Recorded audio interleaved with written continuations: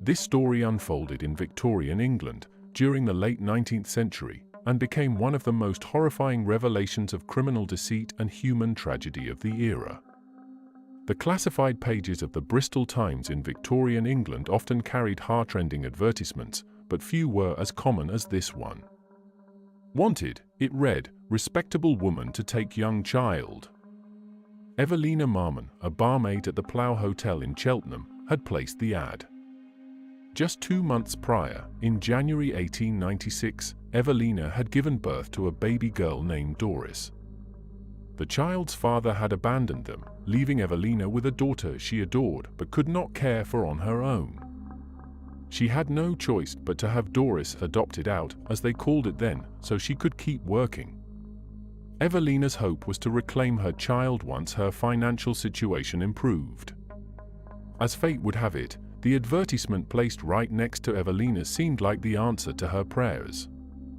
It read, married couple with no family would adopt healthy child, nice country home. Terms, £10. Evelina quickly wrote a response and sent it to the advertiser, Mrs. Harding of Reading. Not long after, Evelina received a response that somewhat eased her conscience. Mrs. Harding seemed like exactly the foster mother she wanted for young Doris. I should be glad to have a dear little baby girl, she wrote. One I could bring up and call my own. We are plain, homely people, in fairly good circumstances. I don't want a child for money's sake, but for company and home comfort. Myself and my husband are dearly fond of children. I have no child of my own. A child with me will have a good home and a mother's love. Another round of letters followed, in which Mrs. Harding emphasized her commitment to being a devoted mother to the child. She added, "It is just lovely here, healthy and pleasant. There is an orchard opposite our front door." She also assured Evelina that she could visit Doris whenever she pleased. The only issue left to resolve was the matter of payment. Evelina, in her financially strapped situation, had hoped to pay a weekly fee for her daughter's upkeep. However, Mrs. Harding insisted on the full amount of £10 upfront. Eventually, the desperate mother agreed, and a week later, Mrs. Harding arrived in Cheltenham. Evelina was expecting a young or middle-aged woman, so she was surprised when an elderly, heavy-set Mrs. Harding showed up. Nonetheless, the woman seemed affectionate enough as she quickly wrapped little Doris in the warm shawl she'd brought with her. The transaction was completed when Evelina handed over a cardboard box of clothes and the agreed-upon £10. In return, Mrs. Harding gave her a signed receipt. Unable and unwilling to part with her daughter so easily, Evelina accompanied Mrs. Harding on the train as far as Gloucester. There, she stood weeping on the platform as the 5:20 train took her daughter away from her. She returned home a forlorn, broken woman. Unbeknownst to Evelina, she had just fallen victim to one of the most evil schemes to plague Victorian England. The woman to whom she'd entrusted her baby was none other than Amelia Dyer, a heartless brute engaged in the vile practice of baby farming. Amelia Dyer was born in the small village of Pile Marsh, just east of Bristol. Her father, Samuel Hobley, was a master shoemaker, and unlike many of her generation, Amelia and her 4 older siblings grew up in fairly comfortable circumstances. However, all was not well in the family. Amelia's mother suffered from mental illness caused by typhus. She died in 1848, with Amelia nursing her until her death. After her mother's death, Amelia lived with an aunt in Bristol and served an apprenticeship with a corset maker.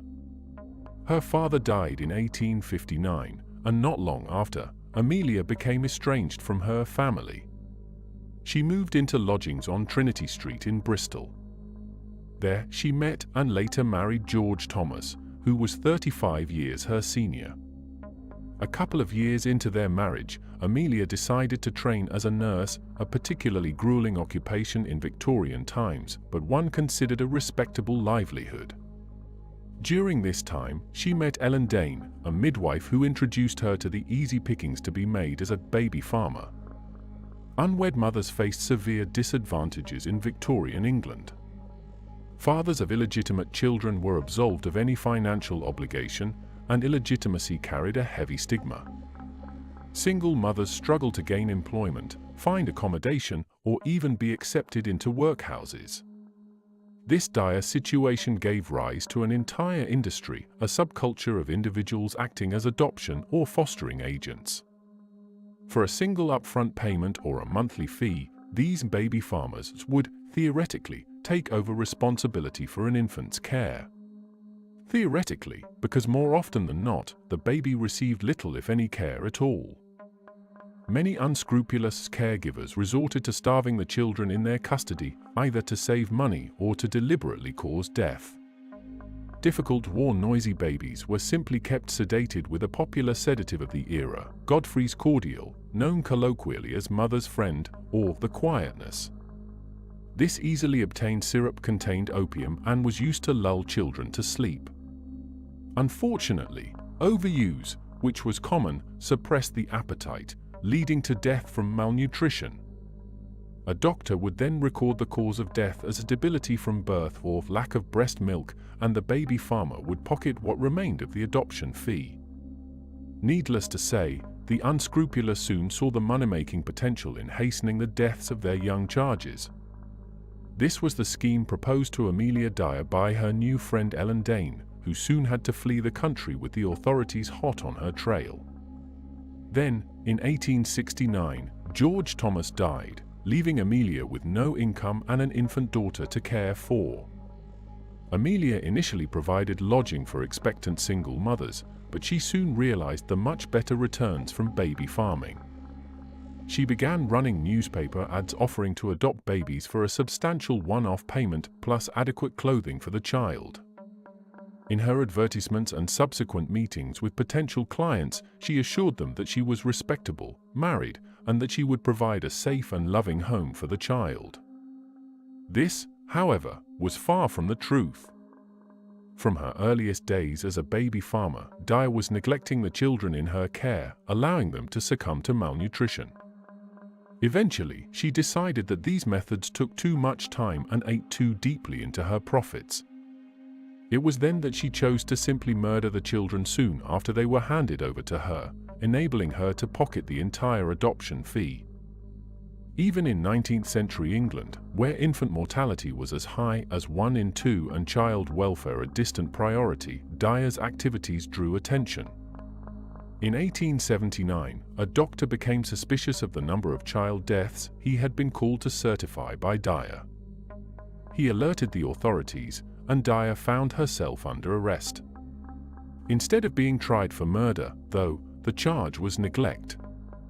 Dyer received 6 months of hard labor, a ridiculously lenient sentence in an era when petty theft could result in transportation to the colonies.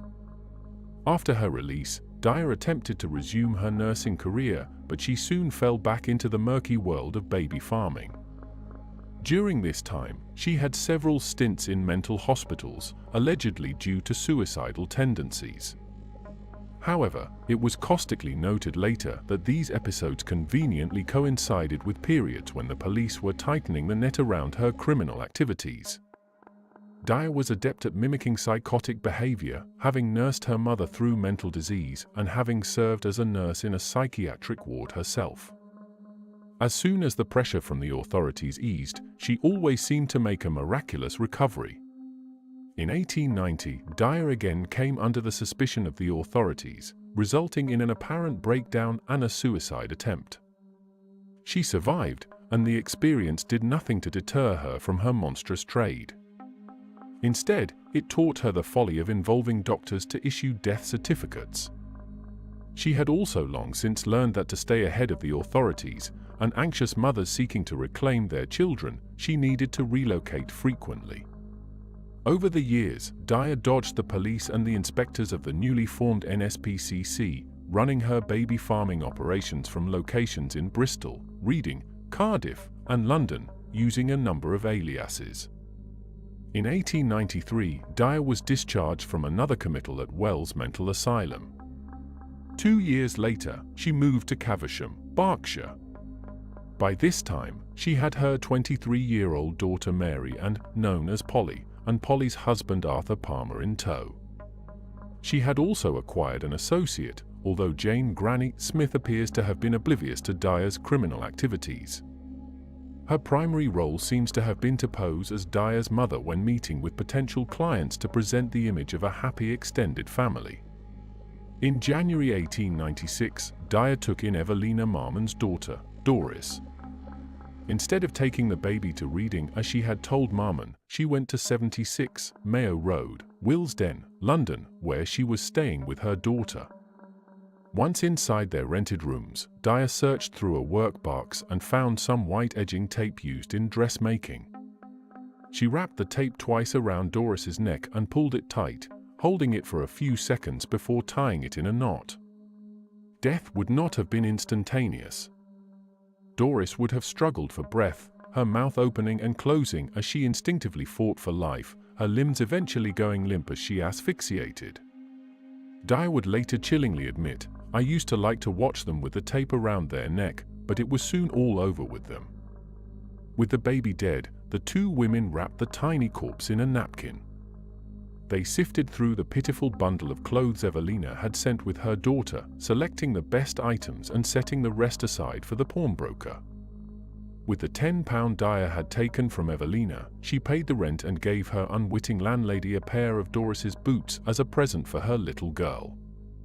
The very next day, April 1, 1896, another infant, 13-month-old Harry Simmons, was brought to Mayo Road in return for a £10 payment.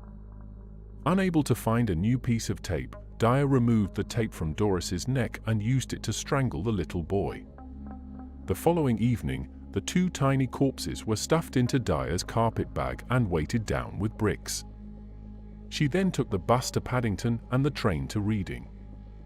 There, she hauled the heavy bag to a footbridge at Caversham Lock, an area she knew well.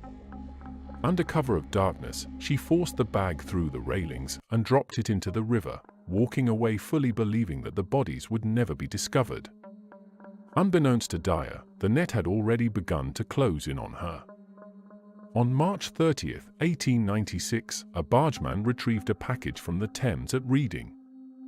He was horrified to discover it contained the body of a baby girl, later identified as Helena Fry. The police were promptly notified, and the officer assigned to the case, Detective Constable Anderson, almost immediately found a crucial clue. Attached to the wrapping paper was a label with a barely discernible name, Mrs. Thomas, and an address in Reading. The police visited the address but found that Mrs. Thomas had already fled. However, they were able to track her to the house on Mayo Road, Willesden. Despite locating the suspect's residence, the police had no direct evidence that she had committed any crime. The discarded piece of wrapping paper could have been picked up and used by anyone to conceal the baby's corpse. They decided to place the house under surveillance and set up a sting operation. The officers arranged for a young woman to contact Dyer about adopting out a child. A meeting was scheduled for April 3, Good Friday. However, when Dyer opened the door that morning expecting to find her client and another easy payday, she was confronted by four burly detectives instead.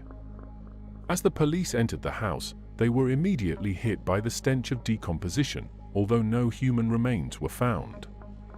Nevertheless, they discovered plenty of other incriminating evidence: white edging tape, telegrams regarding adoption arrangements, pawn tickets for children's clothing, receipts for classified advertisements, and letters from mothers inquiring about the well-being of their children.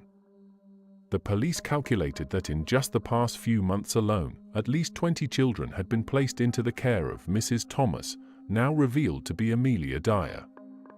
Extrapolating that rate, they estimated that Dyer might have murdered over 400 children in the 25 years she had been running her baby farming operation. They realized too that they had caught her just in time. Dyer was preparing to abscond to a new address in Somerset. Amelia Dyer was arrested on April 4 and charged with murder, while her son-in-law Arthur Palmer was charged as an accessory. During April, the police had the Thames dragged near where Helena Fry's body had been found. 6 more little corpses were discovered, including those of Doris Marman and Harry Simmons, Dyer's last known victims. Each baby had been strangled with white tape, prompting Dyer to remark wryly, "You'll know mine by the tape around their necks." Evelina Marman was located and brought to Reading to identify her daughter's remains. It had been 11 days since she had entrusted Doris to Amelia Dyer. Dyer's trial began at the Old Bailey on May 22, 1896. She entered a guilty plea to a single charge of murder, specifically that of Doris Marman. This was a customary practice in those days for cases involving multiple murders, as it allowed the Crown to reserve the option to try her on additional charges should she be acquitted. However, there would be no acquittal. The evidence against her was overwhelming, and the only defense Dyer could claim was insanity. Her history of being committed to various mental institutions was presented by the defense. Nevertheless, the prosecution successfully argued that these incarcerations coincided suspiciously with periods when Dyer feared her crimes might be exposed. The insanity defense was futile. Given the heinous nature of her crimes, Dyer was never going to be released. The jury took just 4.5 minutes to find her guilty. She was sentenced to death by hanging. During the 3 weeks she spent in the condemned cell, Dyer filled 5 exercise books with what she called her last true and only confession. When the chaplain visited her on the night before her execution and asked if she had anything to confess, she held up the books and said, "Isn't this enough?" Dyer remained quietly confident that her advanced age would earn her a reprieve. However, it never came. At 8 a.m. on Wednesday, June 10, 1896, Amelia Dyer was led from her cell at Newgate Prison. She was escorted up the stairs to the scaffold by James Billington, the public executioner. He guided her to the trapdoors and placed a hood over her head. The noose was positioned around her neck in much the same way as she had wrapped the edging tape around the throats of her helpless victims. The prison bell had already been tolling for the past 15 minutes and would continue to do so for another 15 after the execution had taken place. Crowds had gathered outside, waiting to see the black flag raised on the prison's flagpole. Billington, known for his efficiency, placed his hand on the lever and opened the trapdoor, sending the cold-blooded killer to her richly deserved death. In the wake of Dyer's execution, new adoption laws were enacted giving local authorities the power to monitor baby farms and to act on abuse. Newspaper advertisements also came under scrutiny to help put an end to the trafficking of infants. However, baby trafficking did not cease. 2 years after Dyer's death, railway workers found a package on a train traveling from Newton Abbot to Plymouth. Inside was a 3-week-old girl, mercifully still alive. She was the daughter of widow Jane Hill, who had paid her Mrs. Stewart £12 to take the infant into care. The baby had then simply been abandoned on the next train. Rumour circulated that the mysterious Mrs. Stewart was none other than Polly Palmer, Amelia Dyer's daughter. This chilling possibility suggested that the legacy of baby farming and its atrocities might have persisted beyond Dyer's death, perpetuated by the next generation.